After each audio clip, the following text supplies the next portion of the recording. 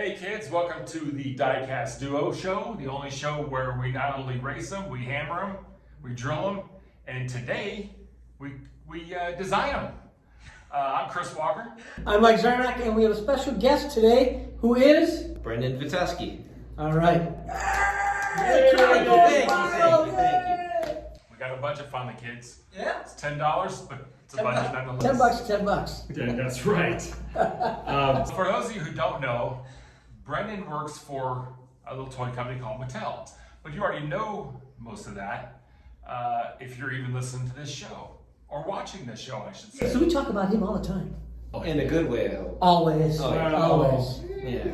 So Brendon, why don't you tell us a little bit about yourself? Well, I'm currently the lead designer for Hot Wheels Redline Club diecast, as well as the Monster Trucks diecast. I also kind of help, because we don't have Mike Zarnock on staff. I try to stand in as an historian for Hot Wheels, so And they come to me first. You do a great job. I do my best, but when I can't answer something, I might go to you. Also kind of help out with the brand team with their fleet cars, which are the life-size Hot Wheels cars.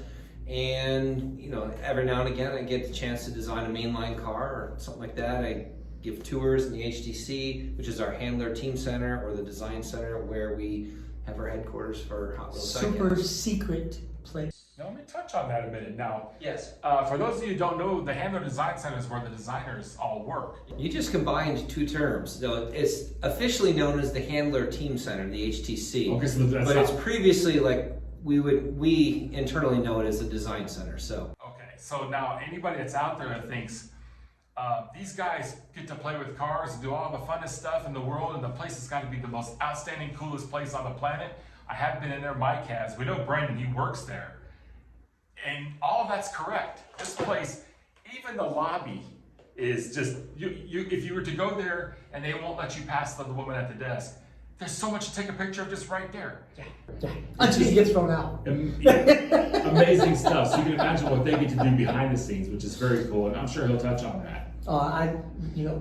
We've both been there, but just going to like his cubicle and seeing all the cool stuff in there, and just all the other guys that we know, and they're all car guys. They have cool stuff, but is it still super secret like it's always been? well, there's a security team there, and of course we're trying to protect our IP, our intellectual property, and stuff like that. We don't want people just walking in or products just walking out. On that note, we have signed, I can't Yeah. tell you how many NDAs.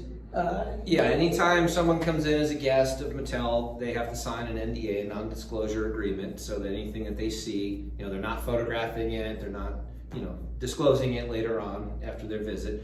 And then of course, if there's something super sensitive, we hide it before people come through. So even though you guys have had a chance to come in before, you may not have seen everything we were working on. True. And dig through Mike McClellan's desk. or do that too, yeah.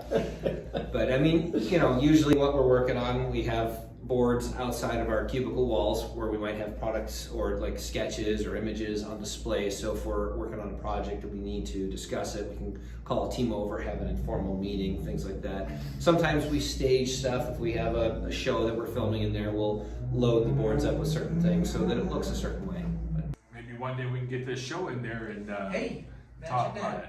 Imagine that. But tell us a bit about your background. Where were you born, and what got you started? What makes you tick? I've been a car guy my whole life. I was born in Albany, New York, and I grew up outside of Rochester in a small town called Hamlin. And even in today, 2022, it is still a one traffic light town.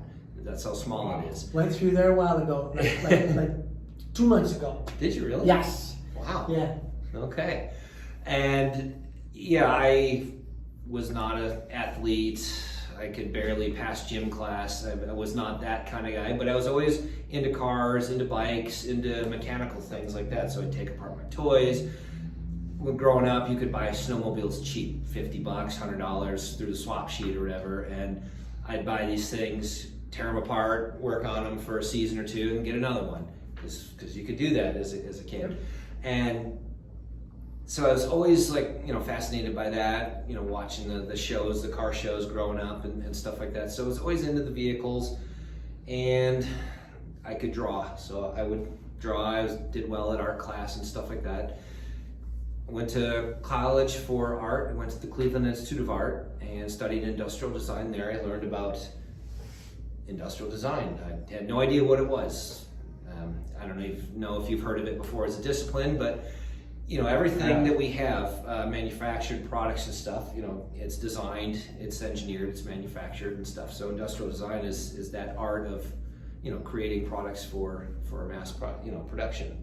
So car design, toy design, product design. So whether you're designing interiors or buildings or whatever, anything, the cameras that are recording us right now, all that stuff gets designed. So there's people that work on that, but my passion, of course, is cars and things like that. So I was focusing on that, but I still love toys, and I kind of merged the two together. Like all the cars that I wanted to work on were like hot rods and muscle cars. When they wanted new cars and new designs, it's like it's not quite jiving. But with toys, like I can make a hot rod like Hot Wheels does. So I kind of realized, hey, before I even graduated college, it's like I want to design Hot Wheels. My first job out of school, I got a job at a company that had a license to make licensed electronic Hot Wheels toys, and so I got a job there. I was collecting Hot Wheels. They needed a Hot Wheels expert, so I was at the right place at the right time. And the first product I did was in the late 90s. It was called Screen Machines. It was a line of licensed electronic keychain cars. They're slightly overscaled. Per license, the wheels couldn't rotate, so they're just static looking vehicles, but that's the first Hot Wheels product that I ever worked on that went to production. Wow. You pretty much had your eye on the ball right from the get-go. Pretty much, but from that, when I graduated college in 97, that product probably came out in 98 or 99. I went to another company, and then I was there for 8 years before I even got into Mattel. I left that full-time job to take a job at Mattel as a temp designer on the Hot Wheels track and play sets team. So it took a risk, and then of course we had our global recession about that time. So got lucky that I was still kept on, that I didn't get laid off because of a lot of people were laying people off during the But you could do recession. different things. You could Yeah. not only design the track sets, but any other stuff in any other departments. That is Any true. other toys. Right. So you were a valuable asset. Well, thank you. But it worked out. They kept me, and I finally got hired in full time a couple years later. And then by that point, I had been helping out designing some basic cars, even though I was still officially on the track and play sets team. Then I was a manager for a few years, went back to design, and then finally had the chance to transfer over. But each year, I would help design more and more die-cast cars, even though I was not on the die-cast team. I mean, there was a year I was doing 10, 12 cars on top of all my responsibilities on the plastics team. So Right place at the right time, that's for Yeah. sure. Yeah. So a lot of hard work and good fortune, good luck paid off, and finally I was able to transfer over. And these days I'm the lead designer for the Monster Trucks diecast and the Redline Club diecast Cool. vehicles. So Man. Yeah. That's, So- that's great. What was it like moving out there to get the job? Tough times, looking for a place, or how'd that work out? well, you mean just moving to California? Yeah. I was lucky I had a job waiting for me. I was still at another toy company at the time. I was at Jack's Pacific. I started there. They had an office in New York City. Oh, okay. And so I reported right in Manhattan, and I was working on the child guidance team. It was a preschool division they had, kind of like Fisher Price. Okay. And I was there for about 5 months, and then they decided to close that office and move everything to their headquarters in Malibu. So did you live in the city? No, I stayed in New Jersey. At the time I was living in Weehawken, and I had 2 Trans Ams. I left them on the street while I'd take a bus to go to work in Manhattan, because it's just crazy. You couldn't leave them on the streets of Manhattan. No, you couldn't. And just to drive in would be ridiculous too. So it was cheaper, easier, faster just to park them and take mass transit into the city. So I do that, and it's like, yeah, but It was a then job. It was a job. It was the You job, yeah. right? Yeah. And but from that, they, like I said, they closed that, and they talked to us individually about coming out to Malibu or not. And Oh yeah, we're gonna go from all that snow in New York. Do you want to go to Malibu? It's better than that. They needed a car guy. They needed because they had the Road Champs brand. Oh yeah. And it just happened to be that this happened right after Toy Fair, so all the leadership was in town for New York Toy Fair, and we were there, and they saw that I had all these die-cast cars hanging up in the wall, and they could see that I was a car guy, and they realized, hey, it's like, do you want to come out to Malibu and work on car toys, or do you want to take the severance package? Let me think. I didn't leave the meeting. Yeah, I was like, yeah, I'm moving to California. So I literally had 2 weeks to pack up my stuff, and then I had 1 week to move to California, and then I was to report in Malibu and start working on Road Champs. So one of the cars, or did you I leave left one of my Trans Ams with girlfriend's family at the time. They had a garage that I was able to kind of rent from them for a few months, and I packed up my other Trans Am and I drove out. So I left on a Monday morning, went down to North Carolina, visited a buddy who was living in there, and then just took the West Coast, the 40 all the way across. Oh man. And I was in California by Friday, stop here, stop there, because I'd never been out west before like that. Just seeing stuff along the way and just have a fun drive. And See, not even just the job scenario that you hear about, the story like this that you don't hear about, it's still a dream scenario that we all wish, wow, man, what? But it helped. I mean, I was young. I was not like tied down with a family and a house and a mortgage and all that stuff. I was able to, I lost a security deposit. I gave away some furniture and gave away a lot of stuff, but I did what I could. I mailed a few things, things that I didn't have to have urgently, so I could just get it when it showed up. But Trans Am. yeah, Well, it is you'd laugh if I told you what I did pack in the car. So. That's an awesome story, man. So that's I did that, and that was March of 2000. So Now, Toy Fair. let's talk about the elephant in the room there. Did you bring that girlfriend with you? She did eventually move out to California, and then got the idea that she wanted to become an actress. Oh. And then we kind of did this, and that was the end of that. Did she ever become an actress? I don't think so. I think she moved back. In her face, right? I don't like me now. Nothing bitter like that. No. Nothing bitter like that. No. All right. No. I mean, All right. it's just the way it is. Some things work out, some don't. Yeah. But Yeah. And look where you are today, yeah. right? Well, since we're kind of getting to this point, getting to this question, getting to this situation, if anybody you know knows Brendon and has talked to him at the events and stuff like that, you have met Coco. Yes. And she is, dare I say, your better half. She's a fantastic woman. Much better. Amazing. All of our women are our better half. She is. Look at the She is- disclosure. Yeah. She is very much. Into the hobby, the people, the scene, and loved by many. She supports you.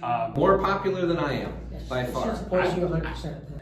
I might agree with that. Yeah. And she seems to, from the cheap seats, really support what you got going on here. She really has. She's been great. She's embraced everything. Very supportive.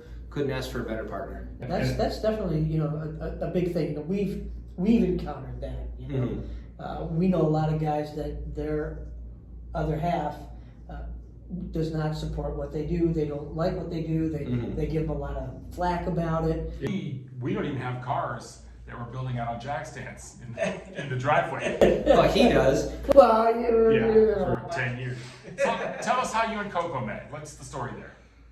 We met at the SEMA show, which is the world's Awesome. biggest automotive aftermarket, trade show held in Las Vegas. And she worked at Toyo Tires at the time, and when I was at Jack's Pacific working on a line of toys called Flywheels, I was meeting with one of the licensors there, and it was like, "Oh, hey, who's that?" And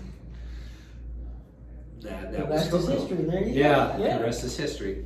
Yeah, we didn't get together right away. It took a little while, but then the stars aligned, as you could say, and That's great. here we are. She's definitely a fantastic woman. Yes, she is. But I bet you've never been asked that question, have you? How have we met? Not on camera, no. Well, yeah. Probably not on camera. That's never really an interview. Usually, I think most of the interviews go, tell us about the gas. Yes, he's one of those guys that is famous and well liked and all that, and she is also. But you know, she is as much a part of him as he is a part of her, Yes. and the whole thing. You know, when I first met her, it was like, man, she's so cool. You know, just an amazing person. So Yeah, I first met you both in Chicago Nationals. We were across in this room with this crazy guy that had so many Hot Wheels in his room. There was no rhyme or reason. We called it Thunderdome. 2 men enter, 1 man leave. And you kept going in and out, coming back with all kinds of wild stuff. I was doing the same. And we kept showing each other the different stuff we got. And Coco sat over there talking to Marcia, and they hit it off. I didn't even know you worked for Mattel at that time. I just thought, man, I bet somebody else is pretty cool. Yeah. And yeah, that you know, that's how we met. And but you know, right from the get go, you meet you, then you meet Coco, and it's almost like, oh, they're a team. for lack of a better term, the dynamic duo. Don't change that channel. The Diecast Duo Show will be back. They say you can see the passion of the person just by looking at the things they create. I'm an author, customizer, and designer. I've been customizing these cars for over 44 years since I painted my first car when I was 7 years old. It's been 20 years since I started customizing Hot Wheels professionally. I make custom cars for events, clubs, special occasions, or even just for that someone who wants something cool both large or small. I've done custom work for many of the diecast companies and including celebrities. Between building full-size custom cars down to 64 scale customs, I have done it all. I have been in magazines and on TV shows, to include the History Channel's Hot Wheels 50th Anniversary Special. In competitions, I'm the most winning customizer on the planet. I'm the only Hot Wheels customizer to have my work showcased in the Hot Wheels display area of the Peterson Automotive Museum in Los Angeles. What does all this mean? It means that I work hard every day to impress myself with each custom. I'm Chris Walker, Night Stalker Customs. Reach out to me for your next custom project. We can make it happen. Did Chris just drill a super treasure hunt? What an idiot. Now back to the show. But yeah, most people, they always ask the usual questions that we all know many of the answers to. I mean, it's no secret you designed the 55 Gasser, which as it turns out, I'm a bus collector, and that at one time was the hottest Hot Wheels casting. Right. There's many though. Sure. And I think personally, the 55 Gasser surpassed that in popularity. The Silverado is up there, the Datsuns, the JDMs, but for some reason that one stood out. I don't know what it is. I mean, who doesn't like a 55 Chevy? It's cool. Well, it is cool, but Mattel. How many cool cars did Mattel make? They made a lot of cool cars. See what I mean? Okay, but the Gasser hits many different notes. You know, It does. many different age groups, many different things, and plus it's also it's a Gasser. It's lifted, you know, in the nose, and it's got, you know, it's a race car. Yeah. And that's what makes it really cool. Another thing that makes it cool is that it's real. That's another thing. Quite literally.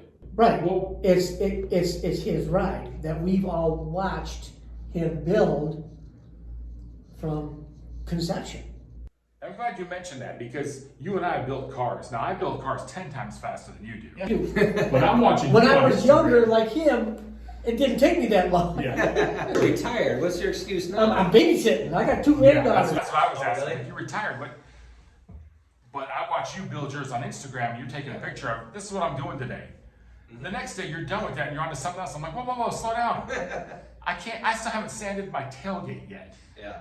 And you fabbed up a roll cage and then the hole for the engine to stick through and all, which I've got the fiberglass puck. Even one of the other ones out, so I still have two to hand out from that. Oh, So I've done a couple magazine articles on you. yeah.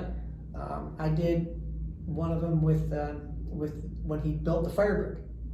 No, that's an The amazing. V-Bird, Mhm. yeah, you know, and that to me is an awesome car because of all of the modifications that you did and how it looks like it's supposed to. Mm. You know, it looks like it came from the factory that way, with all of the really cool updated modifications that work. Yeah. You know, that's the important. You can throw all kinds of junk in a car, and if it don't work, it don't work. Right. You know, so we did the same thing in the magazine article for Diecast X, step by step how he built the car, and then when the Hot Wheel car was released, we did that. So now this is his second cool car that has become, you know, a Hot Wheel. Speaking of that Firebird, my favorite car is the Light My Firebird, and I like that body style. More specifically, I love the way the nose looks on your car. Yeah. It's just, to me, out of all the red lines, that was like, oh, that's the end of the world. And my oldest son, Dante, he saw your car out there. He come to me, he's like, Dad, did you see the Firebird out there? I said, I did. I said, that belongs to Brendon. He's right over there and all that. Oh man, I wish I could get a ride in that. And I didn't think nothing of it. And then we went and we signed autographs, and Dante bugged me like 3 more times. Ask if he'll take me for a ride after this. They're done after this, right? I'm like, I don't know him that well. But he's my son, so I asked you, and you're like, sure, that'd be cool. I'm like, But you never rode in the car, did you? no, it didn't matter. My son did. Okay. To me, that was, Of course. yeah. Of course. And he still talks about that to this day. I mean, to him, that was the highlight. He doesn't remember anything else he did except for that day. And I remember he came, he's like, oh yeah, we're almost on 2 wheels going around the corner. I heard the car leave, and it was not a Right. little granny shift and stuff. You know, he gave the kid a ride. And Yeah, I made the joke, he's gonna come back on the roof crossing Century Boulevard. They said something about, I think you said, well, Dante said, oh, we had to get off the gas because we saw a cop. I'm like, oh shit, I'm gonna have to pay his ticket just for thanks, which was really cool. And to me, after you did that, you were like the #1 guy in my book. I thought that was so thank cool. you. You did that for my son. So, but yeah, the car is amazing, and you know, there's no paint on it. It's all bare metal, and what I like about it is it's not perfect, but it's perfect. You know what I mean? Yeah. So you could look at it and say, this is a real hot rod, and this is the deal here. And then, of course, then you built the 55 gasser. Yeah. And built it and rebuilt it and rebuilt it. And you know, we all seen that. It's an amazing machine. What do you credit its popularity in the Hot Wheels world for since the very first one, like the Candy Striper and then on? What do you think its popularity comes from? Well, I mean, at the time that it was released, I mean, gassers were, you know, there's a resurgence in them. So I think they were just popular there. There's a universal love for 55 or Tri-5 Chevys in itself. I also think the fact that I didn't have a hood on it, you know, it's open, so you get a lot of depth and detail of seeing the engine, seeing the headers stick out. Of course, you get the wheels sticking out, the fender flares, just that aggressive stance. So, like, you know, there's a lot of cool Hot Wheels, but it's just a completely enclosed body. Some don't even have open windows. I like to have my stuff open and detailed as much as you can. So like when you look at the vehicles I work on, I do that, like the Big Air Bel Air. There's another example, you know, it doesn't even have windows in it, but it has 2 interior plastic parts. So you get a lot of nice color breaks, and you just get all that depth of detail in there. So I think it works great for a customizer, or for even just a kid who just wants to study and just see all the little things that are going on. Yeah, I didn't even buy the very first one. I traded to get one, and then I saw it hit 80. I'm like, whoa, it's $80. I'm gonna sell this thing, I'm gonna be rich. So I sold it for like $82, and then I didn't get one. But I entered a raffle for like $25 for one spot, and I won one. So that one I'm hanging on to. I finally got it. I learned my lesson. I collect it now.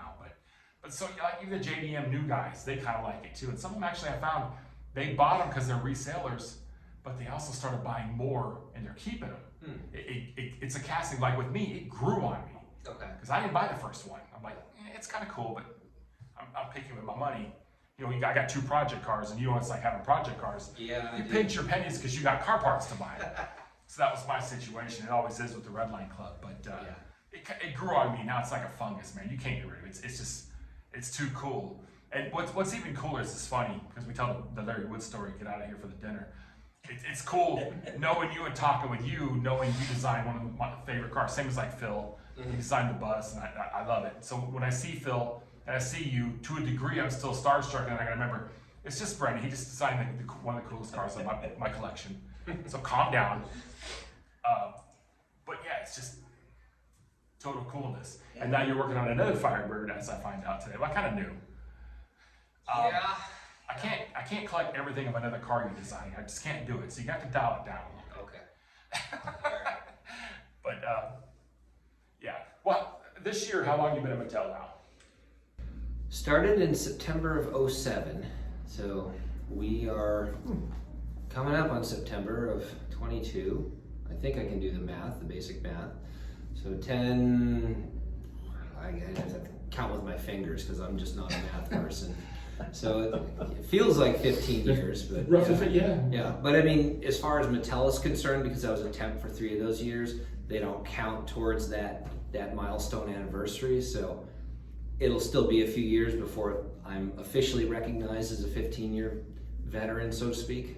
So. Well, hopefully you make it to 20 and 25. That way we can do some kind of anniversary deal with you. Well, thank you. I did get a later start, so my higher milestones may not be there because I didn't start straight out of school or even in my 20s at Mattel like some people have. But I think the milestones are what you produce. yeah, Not, you can do so many things in a few years mm-hmm. rather than, hey, I've been there 42 years. What'd you make? I don't know. I made 2 cars. But you've been there that amount of time, and you're already a manager, but the cars that you've done I think are iconic cars. Cars that will live in infamy. Yes. Because of what you designed and how you designed them. Yes. So I'm sure it's not your latest one, but the latest one that I know of is just another one that the minute I saw it, we were signing autographs, you were one down from me and you had this little red truck in front of you. Yeah. I'm like, hey, roll that down here. Can I take pictures? It was a red prototype of the 454 SS OBS truck. Mm-hmm. For those of you guys don't know, that's the Chevy Silverado 89 to 96 or whatever it is. 96, 97, something So like that. I just know that's the one that's just off on the Red Line Clubs, the black 454, like Spectre Flame Black, I think it was. Yeah. The hood opens, the tailgate opens. There's Both no die-cast parts. Yeah. And which is good because I can take it apart and customize it and Spectre Flame the tailgate. Yep. And it will match. And like the Silverado, there's no goofiness with the bed to accommodate a rivet there or an open hole where the suspension would be, which isn't bad. It's cool, but this is it's a stock almost bed floor, right? Yeah. So I mean, and lowered. This truck's amazing. And then you're like, oh yeah, I designed that. wait. Of course you did. He designs the truck to look really, really cool. Everybody goes, oh, this is amazing. And you look at it, well, I could take this apart, and I can take that apart, and I can change this, and I can change that. There's subtle custom, there's little variations just from purely stock. I mean, when you open the hood, the engine is basically styled after like a Ramjet 502 kind of thing. So it's not the stock 454 with the, round air breather and stuff like that. Proportionately, I've even lengthened the bed just a little bit because to me, when you look at the short bed truck, they're always too stubby, in my opinion. And now, of course, a long bed's going to look like a farm truck. We don't want that either. But to me, I just reproportioned it a little bit.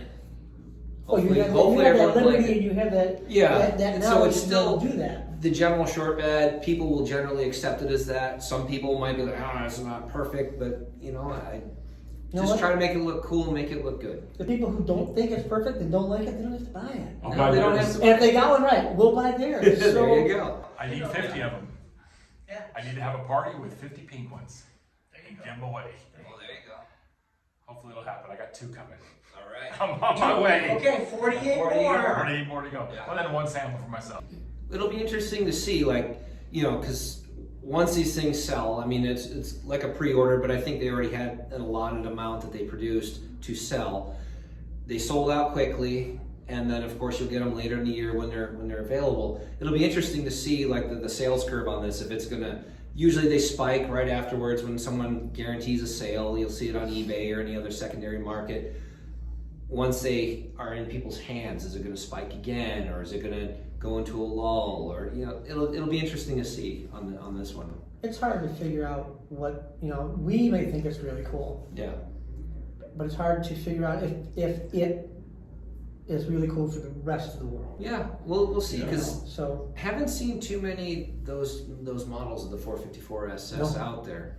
I've only seen imagine someone's done it before. a plastic kit. You know, Okay. All the full-size model kits? yeah, the full But size like model. 1/64th diecast? No, I'm talking. No, but I'm saying like, Like a- has anybody else done one I before? don't think so. I've never. I've got a couple on my desk. They're Mattel ones. They're the old race. 1500. Yeah, the race truck. I Mid got 90s. I got them drilled, modified with a Silverado bed inside. I can say it now because it's already done. The Silverado bed inside, so because the bed cover did cover it, there's no detail. I got that finally molded on and all that. And a month later, you showed up at the convention with that 454. I'm like, All that work, man, all that work. it hasn't been the first time that's happened, but this one I was proud of. I didn't tell nobody. No, This is my first hearing of that. Yeah. Yeah. no under construction pics. Usually I'll show some primer pics and stuff. I'm like, nope, I don't want nobody to see this one. It's on the side of the desk with stuff piled on it now. So here's the big question. Yes. And I know you get this one a lot, and you may not even be able to tell us, because we're not here to reveal your secrets, we're here to reveal the coolness in you guys as the designers and the workers. What's coming down the pipe? What's something you could say that you got coming that's cool? There's a bunch of things I can say that are coming that are cool. There are things I know that other people will like, and there are things I know that you will like. And I've answered it without answering it. So there you go. No. We do our best to try to make as many cool things for as many people as possible. It's not everyone's going to like everything. That's just a reality of life. Yeah. But if we're doing our jobs right, the majority of folks will like it. Well, you guys do a lot of asking, and you know, like today when you were out there, Yeah. you know, what do you think? What do you, you know, all the collectors out there? What do you want to see in the line? What, you know, Right. what do you like? What do you not like? Nissan Read the 720 pickup truck. forums. We, you know, Yeah. do our best to stay engaged with the collector community, coming to these conventions, talking with people, seeing what's hot, what's not, what has been done, what hasn't been done. You know, we look for all that Yeah, you guys stuff, and do. we do our best to come up with compelling lines. You know, look at trends in general too, automotive trends as well. So Yeah, you do your homework and your footwork, and it shows. So Yeah, Nissan 720 truck would be cool. you never know, man. Come on. You never know. Okay, so in closing, what would you like to say to the fans, people who buy your stuff, people who buy Mattel products? What would you say to them? What would you like to say to the fans, people who buy your stuff, people who buy Mattel products? What would you say to them? I would say thank you first and foremost, and I hope you like the work that we do, and we'll continue doing the best we can. I do like that by and large, like you said, you're trying to make something for everybody. I think Mattel's done that. Even with the cars you may not have liked, it still appealed to somebody. We kind of discussed that Sure. earlier today. There's from far back since I was a kid, there was always at least one or two cars on that shelf that I had to have, and I couldn't make up my mind which one was better than the other. So I'd get in trouble and wouldn't get either because I couldn't make up my mind. Just because you guys make such cool stuff, and it still continues to this day after all these years. And with that, all good things must come to an end. Sorry to say. We'll see you guys on the next one. I'm Chris Walker. I'm Mike Zarnock. I'm Brendon Vetuskey. We'll see you later. Bye. All right.